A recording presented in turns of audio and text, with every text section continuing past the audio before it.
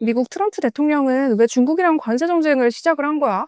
사실 미국 트럼프 대통령의 이 관세 정책을 보고 많은 사람들이 이 매드맨 스트래터지, 그러니까 미치광이 전략이라고 평가하긴 하는데 사실은 그렇지 않아. 이 무역 전쟁의 배경에는 쌍둥이 적자 때문에 그래. 여기서 쌍둥이 적자는 무역 적자와 재정 적자 두 가지를 의미해. 미국 상무부가 자료를 냈는데 작년 미국 무역의 이 적자 규모가 무려 9,184억 달러. 그러니까 우리 돈으로 1,310조가량 돼. 어마어마한 적자 규모지. 그래서 트럼프 행정부가 생각하기에 다른 이 미국과의 교역국들은 온갖 이 무역 장벽들을 동원해서 미국 제품의 수입을 막고 있는데 미국만 이 시장 진입을 활짝 열어둬서 미국 자국의 이 산업 기반이 위태롭게 됐다라고 판단을 한 거야. 미국 상무부의 장관을 맡고 있는 인사가 하워드 러트닉이라는 장관인데 하워드 장관이 이걸 한마디로 표현했어. 알고 봤더니 지금까지 모든 나라가 미국을 속여왔다라고 말이야. 그럼 반대로 미국을 상대로 무역을 해서 흑자를 낸 나라들의 순위를 보면 미국이 왜 이러는지 답이 있어. 우리나라도 미국과의 무역을 해서 흑자를 본 나라 중에 꽤 상위권에 속해. 8위가 우리나라야. 미국과 교역에서 흑자를 본 10위가 바로 일본이고 3위면은 굉장히 상위권 순위인데 의외의 나라가 랭크돼 있어. 어디냐면 바로 베트남이야. 아, 왜 베트남이 우리보다 훨씬 높은 관세를 미국으로부터 얻어맞았는지 알 수 있겠지. 2024년, 그러니까 작년 기준 한 해 동안 베트남이 미국과 무역을 해서 1235억 달러의 흑자를 냈어. 자, 그럼 퀴즈. 미국과 무역을 해서 가장 많은 흑자를 낸 1위 국가는 어딜까? 중국? 바로 중국이야. 맞았다. 무려 2,954억 달러야. 흑자 규모가. 이 규모를 보면, 그러니까 미국과 교역 흑자국 1위부터 이 10위까지 국가들과 사실은 상대가 안 될 정도로 많은 흑자를 일방적으로 중국이 미국으로부터 보고 있다는 거지. 미국과 중국 양국의 무역에서 일방적으로 중국만 유리한 구도라는 거야. 그럼 이걸 뒤집어 보면 미국은 중국을 상대로 2,900달러 규모의 적자를 보고 있다는 말이지. 미국의 무역 전체 적자 규모가 무려 9,100억 달러가 돼. 그러니까 이 트럼프 행정부 입장에서는 뭔가 조치를 취해야겠다라는 이 절박한 판단을 내린 거지. 아니, 그럼 단순히 무역에서 내가 손해를 많이 봤다고 이런 무역 전쟁을 벌이는 거야? 아니야. 꼭 그것 때문은 아니야. 역사를 좀 거슬러 올라가 볼까? 이 기원전 431년부터 404년까지 이 지중해에 패권을 두고 전쟁을 벌였던 두 나라가 있어. 바로 신흥 해상 강국 아테네와 전통의 패권국 스파르타가 벌인 펠레폰네소스 전쟁. 지금 미중 간의 이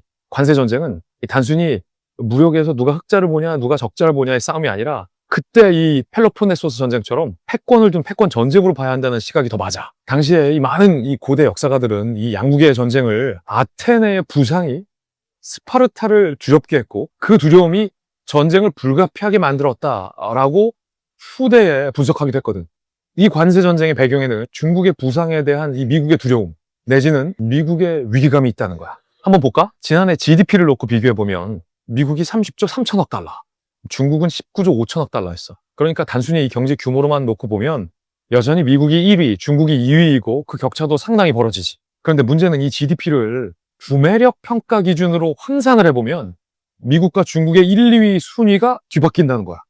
중국이 37조 700억 달러로 1위, 미국이 29조 1000억 달러로 2위를 차지하게 돼. 이 구매력 평가 기준의 GDP는 각국이 자국의 돈으로 실제 구매할 수 있는 물건의 양 혹은 이 구매력을 비교한 수치인데 1달러와 1위안으로 실제 살 수 있는 이 구매력을 의미해. 왜 GDP를 이렇게 환산을 하냐면 각 국마다 물가가 다르니까. 즉 물가를 반영해서 실제 경제 규모를 환산했을 땐 중국의 돈으로 살 수 있는 물건과 서비스가 훨씬 더 많다는 거야. 다시 말해서 실제 경제력에서는 중국이 미국을 이미 앞섰다는 거지. 중국이 언제 이렇게 성장을 했대? 미국과 중국의 이 경제 관계는 역사를 좀 더 살펴볼 필요가 있는데 1970년대 후반에 이 중국이 개혁 개방을 하지. 그때 미국 기업들은 저렴한 노동력을 노리고 중국의 대규모 생산 기지들을 건설했어. 중국은 미국의 시장을 발판 삼아서 대규모 경제 성장을 이뤄냈지. 그러니까 그때 양국은 공생 관계였던 거야. 근데 이 공생 관계였던 양국의 경제가 시간이 점차 흐르면서 점차 불균형의 그림자가 드리우기 시작한 거지. 아까 봤듯이 미국 입장에서는 중국과 무역을 하면 할수록 미국의 적자폭이 점점 더 커지게 된 거야. 아편 전쟁이 왜 발생했는지 알지? 영국과 중국의 청나라가 무역을 하면 할수록 영국이 손해를 보는 구조였던 거지. 그래서 중국 당국 몰래 아편을 중국으로 영국이 수출하면서 영국이 그 적자폭을 뒤집었던 거야. 그때 발생했던 전쟁이 아편 전쟁이었거든. 마찬가지로 문제는 이 적자가 미국 기업들의 경쟁력 악화와 일자리 감소로 이어진 거지. 여기까지도 괜찮았는데 중국이 미국 기업들의 이 지적 재산권을 몰래 빼내고 기술을 탈취하고 산업 스파이를 보내고 막 그러는 거야. 이런 불만들이 미국에 차곡차곡 계속 쌓여왔던 거지. 아니, 그럼 미국은 가만히 있을 수가 없잖아. 그렇지. 응. 그래서 사실은 미국 우선주의를 내세웠던 트럼프 대통령이 2017년에 당선이 됐던 거야. 이 불만들 때문에. 당연히 트럼프는 집권 1기 때 칼을 빼들을 수밖에 없었겠지. 지금 트럼프 대통령이 중국과 벌이고 있는 관세 전쟁은 처음이 아니야. 이미 집권 1기 때 중국을 상대로 관세 전쟁을 벌인 바가 있거든. 당시 1차 관세 전쟁 때 트럼프 1기가 중국에 대해서 25%의 관세를 매기기 시작하면서 미중 관세 전쟁이 시작됐어. 당시에도 중국은 계속해서 이 보복 조치를 똑같이 취했지. 그게 이제 1차 관세 전쟁 2018년이었는데 이 관세 전쟁 때문에 중국이 미국에 수출하는 비중을 절반 가까이 떨어뜨렸어. 그리고 미국산 농산품 수입을 대거 줄이고 러시아, 중동, 동남아에서 사들이느라 난리가 났었거든. 그런데 그때 1차 관세 전쟁의 승자는 트럼프 대통령이었어. 결국 2019년에 시진핑 주석이 트럼프 대통령과 만나서 무역 협상을 하면서 1차 관세 전쟁의 승리는 트럼프 대통령이 가져갔던 거야. 중국이 결국에 무릎을 꿇었어. 대규모 미국산 농산품 수입에 합의를 했고 문제가 됐던 지적 재산권 문제, 기술 탈취 문제 등등도 미국의 요구를 중국이 전격적으로 수용을 해줘. 미국이 들어준 건 높게 책정했던 관세를 조금 낮춰준 것뿐밖에 없었어. 완벽한 트럼프의 승리였던 거지. 그래서 아마 트럼프는 그때의 어떤 승리의 기억과 기분이 남아있을 거야. 그럼 이번에도 미국이 이기겠네? 그런데 이번엔 그렇지 않을 거야. 왜냐면 그때와 달리 중국이 이 미국 인지를 잡고 있거든. 전 세계 시가총액 1위 기업이 어디게? 애플. 전 세계 전기차 시장 1위가 어디게? 테슬라. 미국 세계 최대 유통마트가 어디게?